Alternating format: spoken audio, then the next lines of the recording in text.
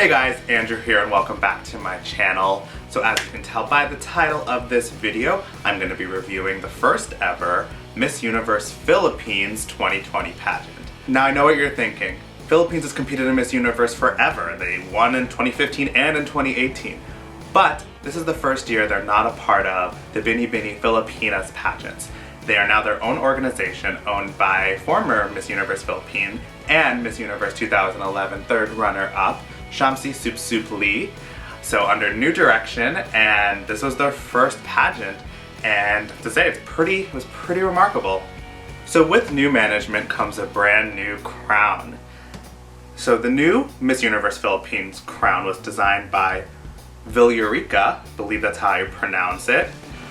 It's made up of rubies, topaz, sapphire, golden South Sea pearls, and it's meant to represent the Filipino flag, so same colors. And it's appropriately titled Filipina. It's a huge crown too. It's very big. So it's been a crazy first year for the Miss Universe Philippines organization as well as Miss Universe Colombia organization. Two brand new organization owners, and they had this crazy hit right at the beginning of the year with COVID-19 throwing off everything. The Filipina contestants were announced back in February of 2020 and had been pushing back the pageant until now, and they finally were able to hold it just the other day. Now let's get to the production. I loved the stage. I think they did a great job considering the circumstances of keeping the contestants socially distant and not having them interact with each other too much. I loved all the music in the pageant. That's the one thing that stood out to me so much about this pageant, is it had great music, especially the opening song. It was called Over the Universe by Jessica Sanchez, who was the season 11 first runner-up on American Idol, and she's also Filipina. So it was a cool little thing to include her in the pageant. And if you're interested in checking out that music video and song, it's linked down below in the description. So then it was time to reveal the top 16. First was Bill Ron, who was actually the fan vote. Then was Albay. Then we had Bohol. Then Aklan. Iloilo City. Cebu City. Davao City. Cavite. Cebu Province. Misamis. Mandoe, Taguig City, Quezon City, Romblon, Pasig City, and Piraneke. I think that's how it's pronounced. I apologize in advance if I mispronounce any of those names. I am not from the Philippines, so I am not very familiar with the pronunciation of some of those names. But those were the top 16. In complete honesty, I had been following the prelims and a little bit of the contestants, but I hadn't really watched too much of it, so I didn't have a favorites list beforehand going into this, and so my first experience with the girls was really watching the pageant. Now something I found really interesting with the Miss Universe Philippines pageant is the top 16 competed in all three areas of competition, with the initial Q&A, swim, and evening gown. No cuts in between. So traditionally, at least in American pageants, they will do a cut after every round of competition until we get to those final 5 or 3. So I did like that, actually. I thought it was really cool to give each girl a shot at earning points in every section and really showing off everything. That's one thing, especially in the US with the evening gowns, that I wish we could see all the top 20 or however many they choose in their evening gowns, because I think it's just cool to see the dress and seeing the first instance of the girl in her winning look. So I'm going to tell you guys my top 5 in each section of competition. So my top 5 in that first Q&A were Bohol, Cebu City, Cebu Province, Taguig City, and Piraneke. My top 5 in swim were Iloilo City, Davao City, Misamis City, Taguig City, and Piraneke.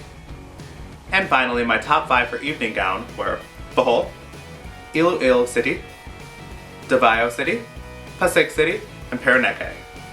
The way I scored them, I kind of did it similar to how they judge at Miss USA and Miss Universe. As each girl came out, I scored her from 1 to 10, and then I just picked the 5 top scorers in each section. So from here, it was time to move to our top 5, and they were Quezon City, Cavite, Bohol, Iloilo City, and Parañaque. Now, there were 3 that were left out that I was really rooting for. I really liked Davao City, Eliza. I'm a big top model franchise fan, and she competed, I think it was on season 4 of Asia's Next Top Model. So I was familiar with her already going into the show. So I liked her a lot. Taguig City, actually, I thought she looked amazing in swim and did amazing in her first question. I didn't really like her evening gown performance so much, but I still think she deserved a shot at the top 5. And then Cebu Province as well. They were all left out of the top 5, but that's okay. We had a very strong top 5. Then that final Q&A, I had 2 personal favorites. I really liked Bohol and Iloilo City, but overall, I think at that point in competition, combined with the scores from the first 3 rounds, my predicted winner was Parañaque. So after the final Q&A and the final look of the top 5, Gazini took her final walk as Miss Universe Philippines, and I remember there was a lot of speculation whether she was actually going to get to go, because technically she was under the Bini Bini Filipina management when she won Miss Universe Philippines, and with the new management, it wasn't guaranteed that she would get to go there and crown her successor, but luckily they worked something out and she was able to appear and take her last walk and then crown her successor. So speaking of the crowning, let's get right into it. So the 4th runner-up was Cavite. 3rd runner-up was Bohol, which was surprising to me. I thought she'd make it to at least the top 2. 2nd runner-up was Quezon City. 1st runner-up was Parañaque. And Miss Universe Philippines 2020 is Iloilo City, Rabia Mateo, and she's stunning. I mean, she's one of those show-stopping girls. She spoke well, beautiful, did very well throughout the entire competition, and I can see why she won. She's definitely a standout, and I'm very excited to see how she competes at Miss Universe 2020, if that's gonna even happen this year. I hope they manage to make it work, but we're looking at January or February next year. I'm very excited I got to watch and review Miss Universe Philippines. This is the first time I ever watched one of Philippines' international pageants, so I was very excited and open-minded going into it, and it did not disappoint. If you guys like this video, please give it a big thumbs up. Remember to hit subscribe. I put out new pageant videos weekly or whenever, and leave a comment down below. Did your favorite win Miss Universe Philippines? Did you think it should have been somebody else? Leave that all down below. And that's it for this one. I will see you guys next time. Bye!